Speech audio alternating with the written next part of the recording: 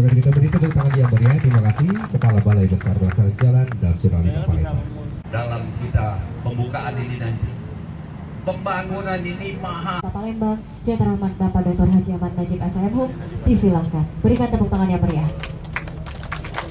21 kabupaten kota nak berebut kue yang ini nih.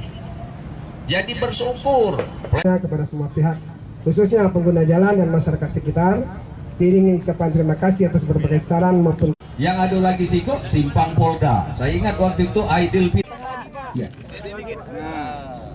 Oke Pak, nah bagi dua yang jalan. Bagi sekali lagi. Nah, pegang Pak, pegang kalinya Pak. Nah, itu Pak.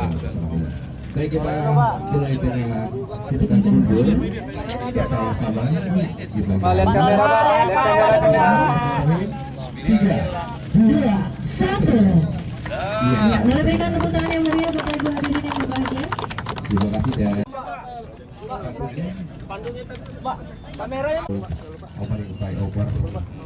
Alhamdulillah ya, arus lalu lintas khususnya angkutan lebaran menjelang lebaran ini dengan difungsionalkannya ya flyover Keramasan ini dan flyover Simpang Bandara Tanjung Api-Api akan mengurai kemacetan dan insya Allah juga akan mengurangi kemacetan. Nah, yang lebih utama lagi saya katakan tadi kita bersyukur ya dengan setelah dibangunnya flyover ini memberikan rasa kebanggaan khususnya masyarakat Kota Palembang ya Sumatera Selatan karena kita tahu bahwa pembangunan ini membutuhkan biaya yang cukup besar ya. Wilayah Indonesia ini luas, 17.000 pulau ya, lebih luas. Nah, pembangunan ini kan perlu dibagi. Nah, dengan kondisi yang dibangunkan ini, saya mengajak masyarakat Kota Palembang khususnya, mari kita jaga.